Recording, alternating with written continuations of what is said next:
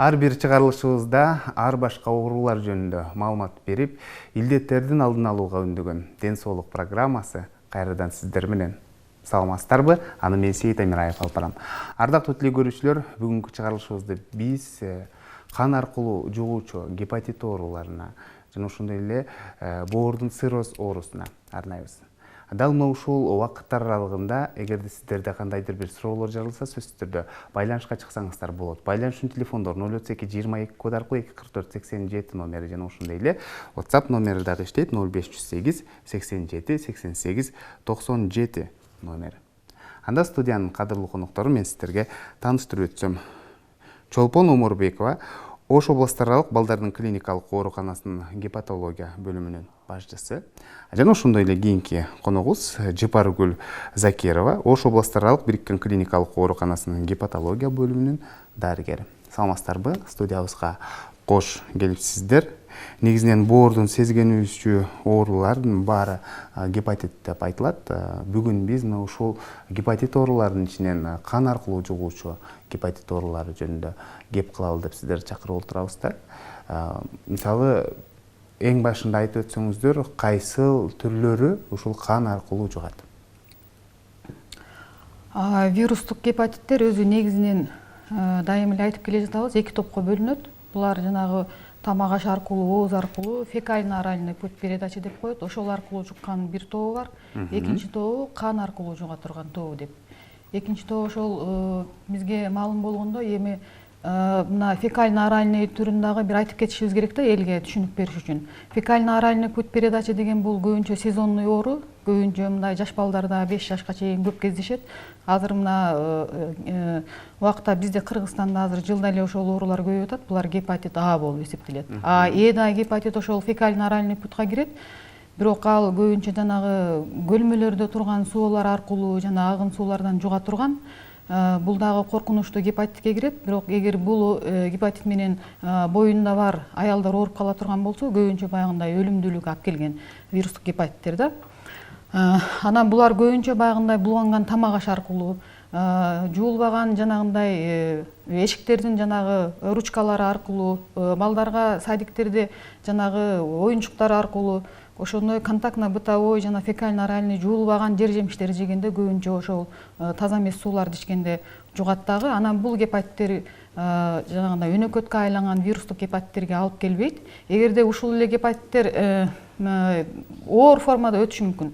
Оор формада өтсө дагы ушул гепатиттер менен да өлүмдүүлүк алып келген көп учурлар кездешет. Ал эми мына бүгүнкү биздин программада айтылган мына кан аркылуу жугуучу гепатиттер бизде азыр Кыргызстанга белгилүүсү бизде Б, С, дельта вирус ушуларды бизде аныктайт. Бирок негизинен айтып келгенде бул вирустардын азыр 7-8 түрү бар деп айтылып атат. Баягы укмуштуулардын маалыматтары боюнча ошол 8 түрү бар. Б, С, дельта, F, Ж деген ушул жана титиви вирус деп ачылып атат. Дагы мындай суроо коюлган дагы вирустук гепатиттер аныктай элек кан аркылуу жуга турган вирустук гепатиттер бар. Себеби бизде мисалы үчүн гепатиттер кездешкенде бардыгынын биз формасын жанына Б, С деп жазып келебиз дагы, кээ бир учурларда жанагындай белгисиз вирустарды биз диагнозго криптогенный деп коебуз, же болбосо неуточненный деп коюлуп кетет. Ошол мына аныкталбаган вирустар болуп эсептелет да негизинен. Азыр эми ошол вирустук гепатиттер биз мисалы үчүн Кыргызстан эндемический зона деп коет. Бул ушул оорулар көп кездешкен аймакка киребиз. Себеби эмнеде? Себеби дегенде биздин мына түндүккө караганда дагы Ошто бизде абанын түштүк региону түндүккө караганда ысыктыгы менен айырмаланат ал жактан караганда.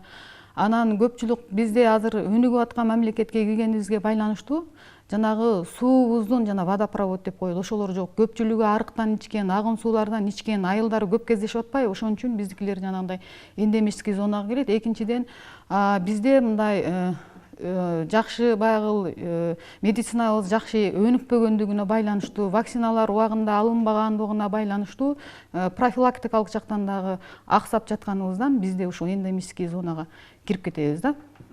Жакшы. Айтсаңыздар, мына ушул жогоруда сиздер кан аркылуу жугуучу гепатиттин түрлөрүн айтып өттүңүз да, Чолпон айым. Негизи мына ушул бири-биринен айырмачылыгы эмнеде? кантип айырмаласа болот, ушул боюнча айтсаңыздар, түрлөрүнүн, өзгөчөлүктөрүн. Түрлөрү, рахмат. Түрлөрү бул Чолпон Токонун айтып кетти азыр. Б оорусу бул кан аркылуу деп атканыбызга байланыштуу мен Б, С, Д'ны айтып кетейин, токтолуп. Б оорусу бул остро деп коебуз, курч мүнөздө кездешет. Буну дарылаган болсок, дарыласак 80% айыгып кетиши мүмкүн оорулар бул илдеттен. А 20% бул өнөкөт ооруга айланат, хронизация дейбиз. С деген С дагы бул кан аркылуу жугуучу ооруларга кирет. Өз алдынча кездешет. Бул дагы багы маникюр, пирсинги, анан медицинский услугаларды стоматологко барганда жугузушубуз мүмкүн. Операциялык жолдор менен бир операция болгон болсо андан жугушу мүмкүн. Д деген вирус бул өз алдынча кездешпейт. Кайсыл жерде Б болсо, анын үстүнөн кийип алышы мүмкүн, же болбосо Б менен Д бир учурда кездешиши мүмкүн. Бунда биз ко-инфекция, суперинфекция деп бөлүнөт да, ошол мезгилде кездешет. Эң коркунучтуусу азыркы убакта гепатит Д түрү болуп атат. Себеби дегенде бир уколдору бар, дарылары, бирок таблетированный форма, таблеткасы азыр иштелип чыгып атат, бирок бизге келе элек. Сыныкы лечениясы уже табылган. Сиздерге келген бейтаптардан байкадыңыздарбы? Чоңдордо жана балдарда дал ушул айтылган гепатит, вирустук гепатиттин түрлөрүнүн кайсынысы көп кезигүүдө бүгүнкү күндө? Азыркы эми гепатит Б, С деген дельта ошо бизге белгилүү, Кыргызстанга белгилүү эле ушул вирустарды бүгүн айтып жатабыз да, ушуну козгопчу. Башкаларын биз айтпай атабыз. Себеби бизде диагностикалык жанагындай иммуноферментный анализдер буларды аныктаганга жок.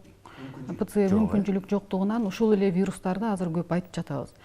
Азыркы баягы бизде 99-жылы вакцина профилактика деген кирген да. Ошол киргендигине байланыштуу. Мурдагыларга караганда мен мына мисалы үчүн 25 жыл иштеп койдум. Гепатит Б'нын пайызы аздады. Эгерде гепатит Б аздаган болсо, анда биз ойлойбуз гепатит Д дагы аздады деп. Себеби гепатит дельтанын өзгөчөлүгү бар да. Гепатит дельта деген бул жарымжан вирус деп мен мындай сөз менен айтканда, жалпак тил менен айтканда жарымжан вирус деп айтса болот. Себеби бул гепатит өзүнчө өз алдынча жашабайт. Бунун репликациясы үчүн, баягы көбөйүш үчүн гепатит Б'нын HPS антиген деген фрагменти болот. Ошонусу болсо гана ошол толук кандуу вирус болуп, анан кийин организмде размножение болуп, анан ошол эле убакта гепатит жанагы азыр айтып кетпедиби, суперинфекция, коинфекция деп бөлүп коебуз. Эгерде бир убакта эле гепатит Б менен дельта канга жуга турган болсо, биз мына кош инфекция деп коебуз, коинфекция деп.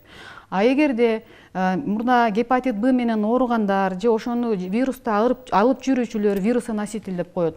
Ошолорго гепатит дельта кандайдыр бир жанагы эмелер аркылуу шприц ийне болобу, башка болобу, ошолор аркылуу жугуу жолдор аркылуу жугуп кала турган болсо, буларды суперинфекция дейт. Себеби ооруп жүргөн хронический гепатит Б менен ооруганга үстүнө жанагы дельта Д гепатит кошулуп атпайбы, ошондо бул суперинфекция деп аталат да. Немеде ал гепатит С'ны айтып кете турган болсок, гепатит С дагы азыр бизге мындай аябай кооптуу неме, ушу гепатит С болуп атат да. Бул дагы жана өнүккөн мамлекеттерде дагы ушул гепатиттердин ичинен эң кооптуусу. Анан бул вируска вакцинанын жоктугу, бул вирус өтө өзгөрүлүп турган, 1 минутада өзүн канча 40 жолу өзгөртүп турган ушундай вирус да, изменчивый вирус. Ошон үчүн буга вакцина иштелип чыккан жок дагы. Анан бунун дарысы чыкты. Бирок дары бул полностью жана вирусту жок кылып койбойт. Баягы вирустун размножениясын, репликациясын токтотуп коет да. Ошол токтотуу жолу менен андан нары жана осложнение болуп кетип атпайбы? Ошолорун биз токтотуп калабыз. Сироз кылбай, ырак кылбай, ошентип токтотуп кала турган эме да. Анан кийин ушул вирустарды эми бардыгын эң негизги болтурбоо үчүн эми бизде негизгиси бул алдын алуу да. Ушуларды алдын алуу үчүн анын биринчи жугуу жолдорун билиш керек. Кайсы жолдор менен жугат? Мисалы үчүн гепатит Б бизде азыр вакцинация кылгандан бери аздады деп атам. Азыр бизде балдарда аздадыбы, эми барып уже 10 жылдан кийин уже бул чоңдорго дагы ошол гепатиттер аздап калат. Эгерде гепатит Б болсо Д дагы жукпайт, ооба. Аздап жугат. Буну менен күрөшүп полностью жок кылына турган бул вакцина бар. оору бул жок кылына турган ооруларга кирет. А гепатит С бизде балдардан анча эле мындай көп кездешпейт. Бул энесинен баласына өтүп калган мезгилде, анан азыр мындай подростковый периоддо наркоман менен алектенген балдар көп болуп атпайбы? Өткөл куракта ошолорду эметип, жанагы инъекция аркылуу наркоман болгон балдарда ошол гепатит С көп кездешип атат. Бул азыр бизде эң баягындай проблемный гепатиттердин ичинен Сны ошону айтсак болот. Ошол ВИЧ менен көбүнчө кошо баягындай жүрө турган, көбүнчө гомосексуалисттерде болот, наркомандарда болот, ийнени көп колдонгон, анан гематологический оору менен ооругандар, гемодиализде жаткан ооруларда, ушуларда азыр көп болот. Бизде азыр жана моданын артынан ээрчип, татуировка жанагындай бар жоктун баарын кылып атышпайбы? Ошондо дагы кээ бир баягындай недобросовестный жанагы иш кылгандар бир эле немени эки жолу колдонуп коюшу мүмкүн. Өздөрүнүн акчасын үнөмдөп, ошол убакта дагы бир немеден экинчиге жугуп калышы мүмкүн. Мен токтотой кетсем. Жакшы. Чолпон токонуна жаш балдарды айта кетейин. Бизде чоңдордо гепатит дельта деген вирус өтө көп. Азыркы мезгилде именно ошол дельтанын айынан булар дарыланбаган учурлардан пересадкага деп барып атпайбызбы? Боорду пересадка. Бизде чоңдордо өтө көп. Бул эми 2000-жылкыдан беркилерде вакцина кылынган болсун, буга чейинкилер кылынган эмес да. Биздин бөлүмдө көпчүлүк пайызды ушул именно гепатит дельта, онун эмеси, последствиясы циррозго алып келет. Ошону менен бизде аябай көп. Анан С деп атабыз, биз эми чоңдордо Сынын биз дарыларын таптык. Буну Индия алып келип атат бизге. Эми Кыргызстанда иштелип чыга элек бул дары, конечно, бирок чет өлкөлөрдөн келип атат. Биз оорулууларды дарылап атабыз азыр. Жакшы эле жыйынтык көрүп атабыз С менен. Мына ушул оору жаратуучу вирустар дейли, кандай шартта жашайт, кандай учурда бейтаптарга жугуп калат, ушул боюнча айтсаңыздар. Мисалы, кандай шартта жашайт, кандай шартта жашай албайт? Вирус эми ар бир түрү ар кандай да, ар бир вирустун өзүнүн жанагындай свойствосын окутат да биздечи. Мисалы үчүн гепатит Б бир 30 жылга чейин жана муздаткычта сакталат экен да. Исследование жүргүзгөндө муздаткычка салып койсоң бир 30 жылдай жашай турган устойчивый вирустарга кирет, булар дагы. Бардык туруктуу вирустарга кирет. Анан кийин булар көбүнчө ошол жанагындай ачык жерде, күндүн нурунда, хлораминге, ушундайларга туруксуз болуп эсептелет. А эгерде биологический жидкостьтерде болсо, алар көпкө чейин муздак жерде сакталып турат. Жакшы. Анан бизде көпчүлүгү кызыккандар ушул оорунун белгилерин көпчүлүгү сурашат да. Азыр да телефон чалуулар болуп атат WhatsApp аркылуу.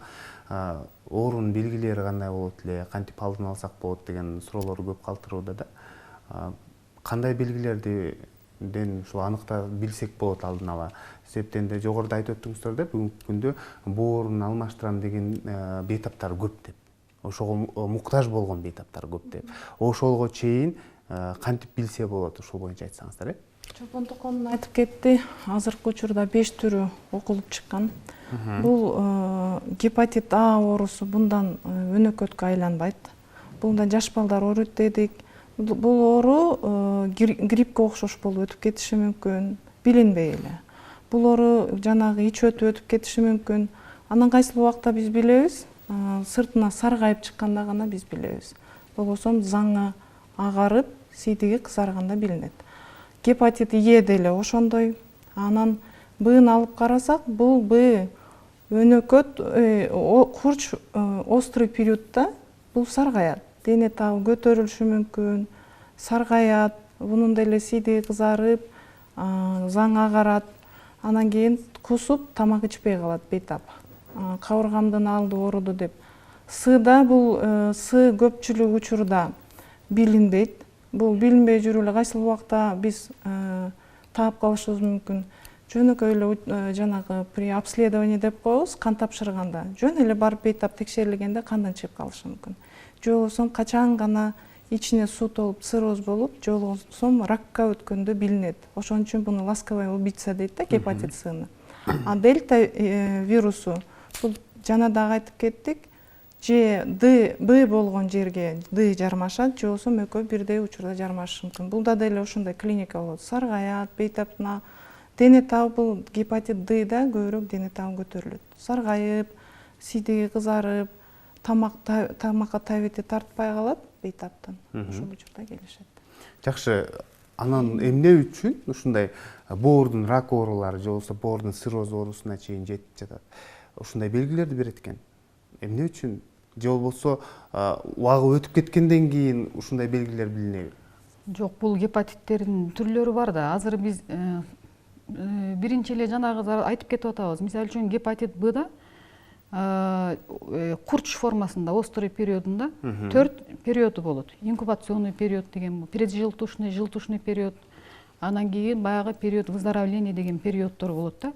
Ошол убакта инкубационный период дегенде, бул убакта вирус чыккандан кийин көпчүлүк ушуларда бул адамда эч кандай белгилери билинбейт. Көпчүлүгү. Анан кийин экинчи жанагы андан кийинки өтүп кеткен периодунда уже предвестниктер башталып баштайт. Баягы жылтуха пайда болгон, бул уже гепатит болду деген, аны бардыгы билет. Аны көчөгө кичинекей балдардагы жылтуха деп айтыш мүмкүн. Анда экинчи жанагы прежелтушный периоддо уже адамдын баягы аппетити начарлап, алы куруп, алсырап, башы ооруп, тамак ичкиси келбей, кечке жатып, ушундай шалдырап, ушундай белгилери болот. Андан кийин анан прежелтушный периоддо ошол убакта эгерде ата-энеси мындай жакшы караган болсо, бизде эми кыргыздар көбүнчө өткөрүүгө алып келет да. Карап ошол убакта анализ тапшыра турган болсо, кадимкидей жана печёночный тестте печёночный ферменти деп коет, аминотрансферазалар. Ошолор көтөрүлөт. Билирүүндөр эми көтөрүлүп баштаган болот дагы. А жылтушный период болгондо уже вирус размножение болуп, печендин клеткалары өлүп баштаганда, анан уже баягы билирүүн көтөрүлүп, ошондо анан кийин адамдын денесинде сары пайда болуп баштайт да. Ошол бул жылтушный периоду болот. Ошол убакта биздики көпчүлүгү мына сарык болуп калды. Ошондо дагы көпчүлүгү сарыны байкабай дагы жүрө бергендер бар да. Ошондон сарык болуп калды деп көпчүлүгү кайрылат. Эми ушул бул эми типичный формасы да. Эми атипичный форма деген болот, скрытый форма деген болот гепатиттердин. Атипичный формасында жана сарысы көрүнбөй эле, жанагы шалдыраган, мен биринчи айткан жана температура чыгып бир 37 ошондой болуп, алсырап эле өтүп кетиши мүмкүн. Андай өтүп кеткен убакта бул менин балам грипп болуп калдыбы, же эмне болуп калды, бир маал жанагындай ич өтүп кетиши мүмкүн. Алсырап ошентип кайра минтип табайынып калыптыр деп эле ошону менен өткөрүп ишет дагы. Ошондон кийин анан билбей жүрө берип, билбей калды деген ушул себептен да. Анан ошол гепатит С деле ошондой болуп өтүшү мүмкүн, гепатит Б деле ошондой болуп өтүшү мүмкүн атипичный формаларында. Анан кийин башка бир оорулар менен келгенде, эми бул вирус киргенден кийин өзүнүн ишин кылат ал жердечи. Иммунитет начарлайт, размножение болуп атат ичинде. Башка бир оору менен кайрылып калганда, же ошол эле вирусный гепатиттин клиникалык симптомдору менен кандайдыр бир башка себептер менен кайрылып калганда, анан биз жанагы вирусту аныктап калып атабыз да.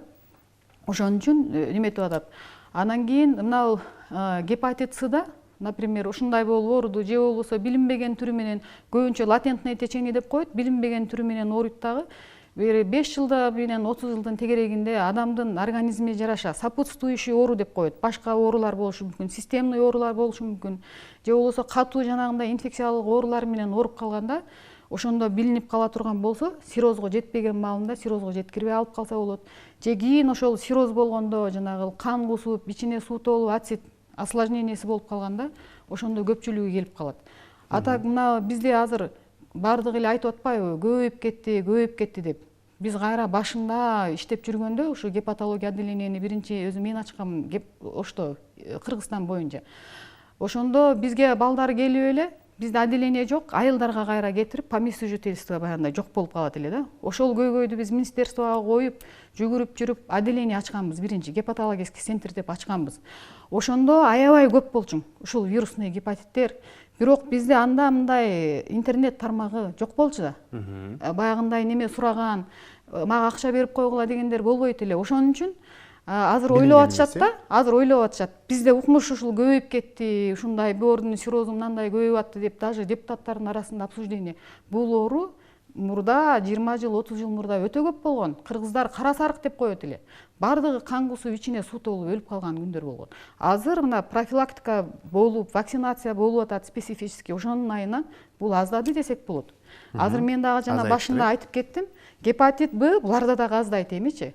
Бирок элге баары бир түшүндүрүү иштерин жүргүзүш керек. Азыр вакцинация кылгандан кийин, например, бир мисалы гепатит Бга ар вакцинанын өзүнүн срогу болот. 8 жылдан кийин кайталаш керек, 10 жылдан кийин, 5 жылдан кийин дегендер болот да.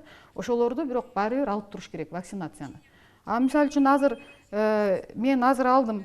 Кайра бир вакцинанын баягы өлчөйбүз кандан. Жанагы менин защитам жоголуп калган болсо, бир 8 жылда кайра мен өзүм барып, сознательный барып, өзүмдүн ден соолугумду коргошум үчүн мен алып коюшум керек да.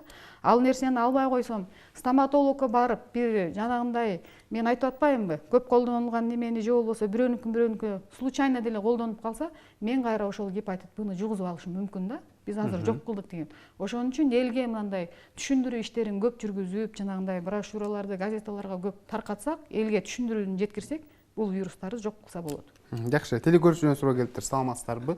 Менин сиңдим дейт, кош бойлуу 4 айлык боюнда бар. Бирок анализ тапшырса, канында гепатит Б бар экен.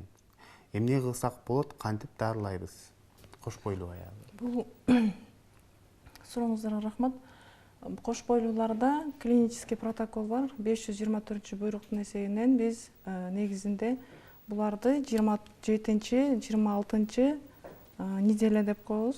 Ошол учурда ПЦР 1 миллилитрде канча вирус бар? Ошону аныктап, эгерде вирус 2000ден ашкан болсо, вирусту азайта турган дарыларды дарыласак болот, кош бойлууну. Ага чейинки дарыланбайт. Себеби дегенге биз приказ менен иштейбиз, приказдын основасында буга чейинкилер биз дарыласак балага зыян тийиши мүмкүн. Азыркы учурда балага кандайдыр бир кооптуу эмеспи? Кайсы бул айтып жатканбы? Азыркы учурда кооптуу эмес. Ошо только кооптуу болушу мүмкүн, бул энеден балага жугат деп жанакы төрөп аткан мезгилде жугушу мүмкүн. Ошону алдын алыш үчүн биз тенафавир деген дарыларыбыз бар. Протоколду, клиникалык протоколдун негизинде ошону менен дарылайбыз. Демек, өзүнүн дарыгеринен кеңеш сураш керек, анан сөзсүз түрдө аны сөзсүз түрдө кеңеш сураш керек. Анан кечип коз боордун тесттерин тапшырып көрсүн, УЗИ кылдыртып көрсүн. Анан ошого карап гепатолог дарыгерине келсе болот. Жакшы, бизде көрүүчүбүз бар экен, анда кабыл алып түз эфирге алып чыксак, саламатсызбы? Кош келипсиз, кандай сурооңуз бар? Урматтуу көрүүчү,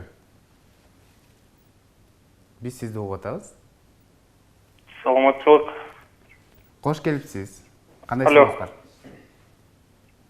Кандай сурооңуз бар? Мен окуй атам. Менде гепатит Б бар да. Ошо. Уланта бериңиз. Вирустун количествосу 7000ге чейин көтөрүлүп түшүп турат да. Ошону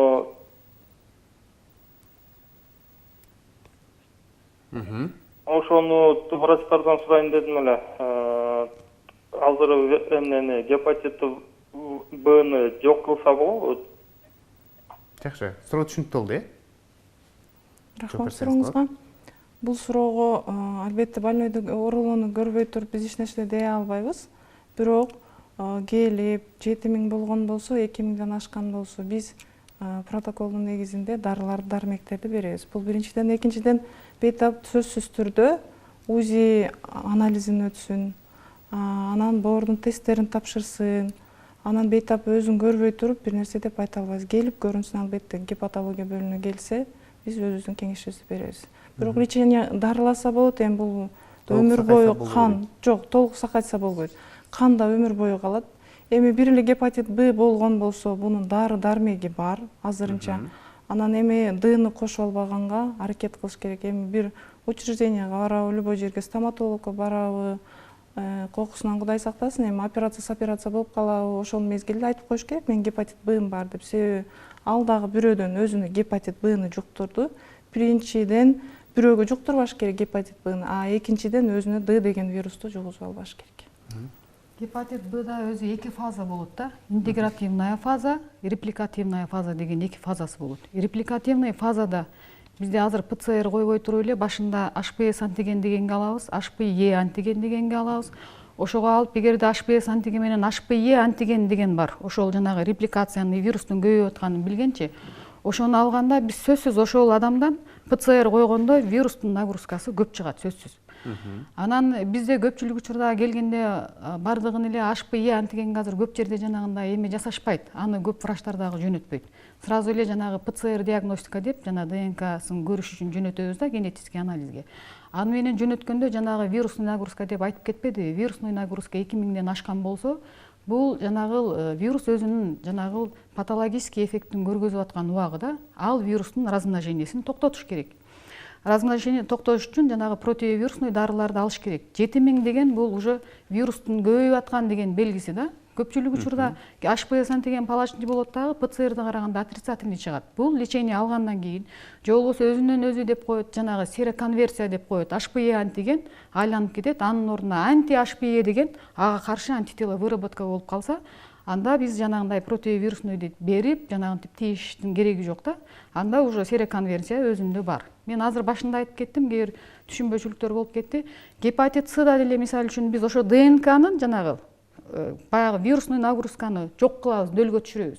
Бирок канды анализ дегенде антитела гепатит С положительный чыга берет. Мына ошол эле сыңары мына гепатит Б-да да HPV антиген положительный жүрө берет канда постоянно. Просто ПЦР диагностиканы көргөндө ошол отрицательный чыкканда вирустун размноженияси токтоду, мындай ремиссияга чыкты деген эле сөз да. Ошол эле оорулар мисалы үчүн бизде азыр айтып атышпайбы, гепатит С-ны совсем жок кылып койдук, дарысы чыкты деп. Ал туура эмес пикир да. Деменин размножениясин, вирустун размножениясин токтотуп койдук. Ал адамдын канында антитела бар, вирус болсо анан кийин любой жанагы вирусный мисалы үчүн гепатиттерге организмге киргенден кийин, вирус чуккандан кийин антитела деген мыналар бизге вирустун өзүн көрбөйбүз. Ага каршы биздин организм ойгонуп, ок атып чыгат. Бул антитела деп аталат. Ошол антителалардын немесин карап туруп анан биз диагноздорду коюп атпайбызбы. HPV антигенге мисалы үчүн гепатит Б курч формасында түштүбү, жукту. Анан айыгып кетишет, 6 айдын ичинде айыгып кеткенде HPV антиген деген жок болуп, ага каршы антитела, анти-HPV деген пайда болгондо бул айыкты деген сөз. Ошол эле мисалы үчүн гепатит С-да дагы баягы антитела вообще жок болуп, жанагы ПЦР диагностикасы отрицательный чыгат да, 6 айга чейин ошол совсем эле жок болуп кетет ДНКсы эмеси дагы. Анда да айыкты деп эсептелет. Ошон үчүн мына антигенный жанагы анализдерди жакшы изилдеп, текшерип, бирок ПЦР диагностикадан размножение болуп атса, ага сөзсүз противовирусный лечение алыш керек. Алып ошол бул кыз айтып кеткендей, азыр тенофавир деген дары чыккан, размножениясин токтотот. Бирок боюнда бар аялдарга мисалы үчүн жанагы кооптуу деп бир суроо берип атпайбы? Албетте, эгерде жанагы вирустун размноженияси болуп аткан болсо, кооптуу. Эгерде көп санда вирус размножение болуп аткан болсо, кан айлануу системасы бир да бала менен эненики. Балага жугуп калышы мүмкүн. Анан кийин төрөп атканда сөзсүз жанагындай разрыв, жана повреждениялар болот. Ошол аркылуу жугуп калышы мүмкүн. Ошон үчүн вирустун размножениясин токтотсо, риск ошончолук аз болот.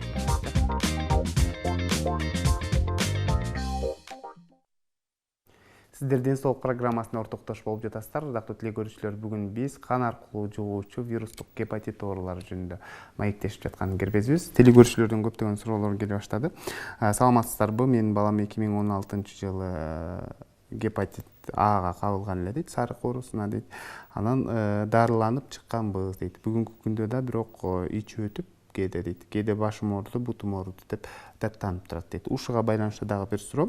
Гепатиттин А түрүнө кабылган балам дейт. Анан дарыланып чыккан, жакында эле ультра үндүк изилдөөдөн өтсө боору чоң деп айтты. Эмне кылышыбыз керек деген суроо да.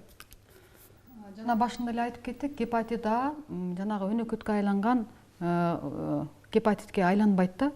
Азыр бул бирок ошол замат жакшы болот, бул оорудан. Ошол замат эми жакшы лечение алса жакшы болуп кетет. Мен айтып кеттим го, эгерде гепатит Б'нын дагы тяжелый формалары болот да, оор формалары болсо, алар жанагындай печёночный комага түшүп, кровотечение болуп, осложнение болуп, гепатодистрофия деген болот. Ошондой болсо ошол больницада эле жакшы болбой калышы мүмкүн. Эгерде ал периоддон чыгып, баягы көбүнчө ал легкий, средне тяжелый формада өтөт, көпчүлүк учурда балдарда.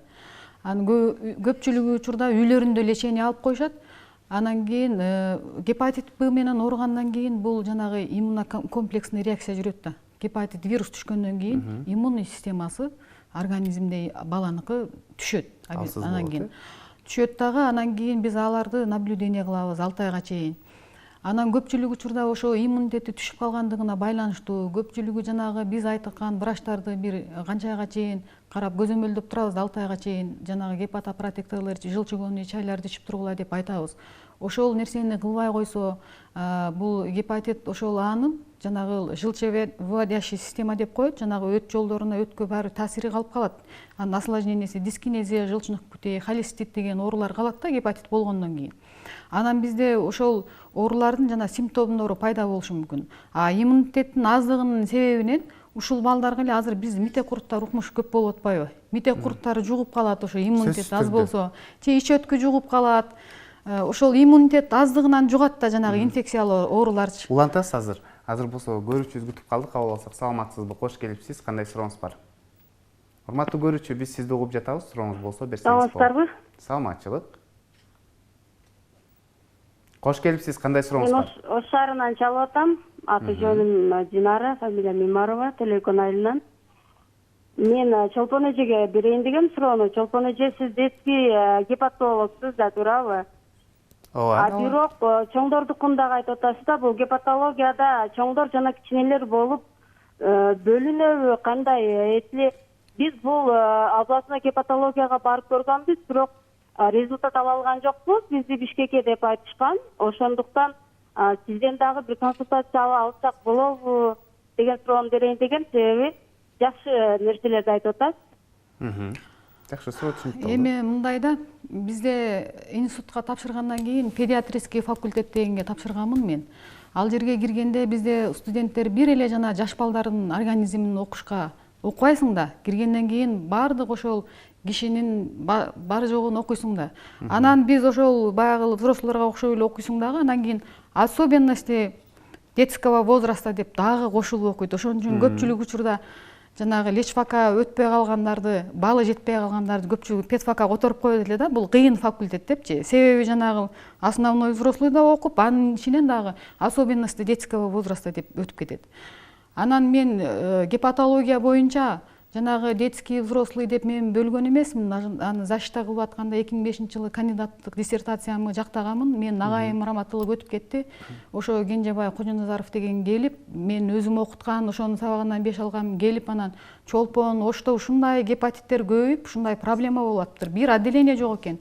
Ушул ишке кириш дегенден кийин анан мен да ойлонуп, бардыгы эле өлүп кала берсе, мен кантип иштейм мындан кечке деп анан ойлонуп атып, анан ошол агайдын жанагындай насааты маслихаты менен ушул демени гепатологияны тандагам да. Анан барып жанагы анализдерди окуп бардыгын, бул жакта бөлүнбөйт.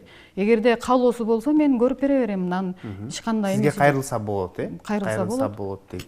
Анан балким бул бейтаптар өз убагында текшерилип, же болбосо дарылоонун кечиктирип койгонундан улам дагы мына ушундай жыйынтыктар келип калышы дагы мүмкүн да. Кийинки суроо мындай: саламатсыздарбы? Бээнин сүтүн ичип дейт, гепатит Бга дейт, дарыланса болобу деген суроо калтырыптыр да. Саламатсызбы? Бээнин сүтүнүн мен свойствосын бир гана иммунитетти көтөрөт деп гана айта алам. Бул жанагы биз инфизол, альбумин деген дарыларды коебуз. Ошондой белковый дары катары гана иммунитетти көтөрүшү мүмкүн. Албетте иммунитет күчтүү болсо вирус менен өзү да күрөшөт. Эми бул деген нерсе бир жолу эле гепатитти жок кылып салат деп айтпайбыз. Жок болбойт. Жок, качан кайсы убакыт жок болушу мүмкүн, только вируска каршы дарыларды ичкенде, же болбосо вируска каршы уколду алганда гана жок болушу мүмкүн. Жогорудагы суроого жооп берип кетсеңиз, Чолпон айым, биздин көрсөтүүбүз бүтүп баратат. Баламдын боору чоңоюп кетти дейт, дарыланганбыз дейт, анан ультраүндүк изилдөөдөн чоң көрүнүп калып дейт. Эми ошону айтып атам, ал гепатит Адан айыкты алчы. Айыкты болгону жанагы иммунитет аздыгына байланыштуу, кошумча башка митек курттар, паразиттер жугуп калышы мүмкүн, холецистит болушу мүмкүн. Ичегинин баягы эгерде митек курт жукса, ал ошол жерде жаткан жеринде воспаление кылат, боорго действие бериши мүмкүн, таасир, жанагы жанында жаткан соседний, кээ бир ичегиде жаткан курттар ошондой таасирлерди баары берет да. Ошол жагын текшерип коюш керек да. Көрсөтүү бүтүп баратат. Вакцина боюнча айтсаңыз, кайсыл түрлүнө вакцина берилет, анан кимдерге алса болот, акысызбы ушул боюнча айтсаңыздар? Вакцинация мына жаш балдар төрөлгөндө эле 24 күнүн ичинде берилет, гепатит Б-га берилет. Гепатит Б-га берилгенден кийин ал гепатит Д-дан дагы коргойт да. Гепатит айтып кеттик го, если HPS антиген жок болсо гепатит дельта жукпайт деп. Азыр бизге жанагындай календар профилактический прививка дегенге кирген 24 күнүн ичинде 1 айда, анан кийин 1 жыл 12 айда алат. Эгерде жанагы бала апасы жанагындай носитель болуп, жанагындай ооруп неметкен болсо, анда өзгөчөрөөк болот. Дагы 24 күн ичинде төрөлгөндө эле алат, анан 1 айда алат, 2 айда алат, анан 12 айда алып коюш керек ошол вакцинаны. Ошо биринчи куюлган вакцина булар акысыз. Андан кийинки баягы 7 жылдан 10 жылга чейин срогу бүтөт дебедимби? Ошол убакта алар өздөрү барып алыш керек. Азыр мен кээ бир жерлерге может мен кабарым жок экен, бирок бесплатный да болуп калышы мүмкүн, бирок өздөрү сатып алышат да. Анан жана бенин сүтү боюнча кошумча барып эле бенин сүтү дары экен деп иче беришет. Андай туура эмес. Бенин сүтүн ичип анан иштер өтүп алсырап кайра баягындай клиникасы көбөйүп кетиши мүмкүн. Баргандан кийин өзүнүн баягы дозасын тандап алыш керек. Барып ичип, иш өтпөй турган, баягы сиңе турган дозада ичсе, бенин сүтү альбуминди айтып кеттим, менин коллегам туура айтты. Ошо альбуминди толуктап турат гепатитте. Ичип, иче бериш керек. Рахмат сиздерге. Биздин убактыбыз бүтүп калды. Сөзсүз түрдө бул темага кайрылабыз. Аяктабай калдык десем болот да. Ишиңиздерде ийгиликтер болсун. Ушул менен Илим жана билим телеканалынын ден соолук программасы өз соңуна келип жетти. Аны мен Сейит Амираев алып бардым. Кайрадан эфир аркылуу амандашканча сак саламатта туруңуздар.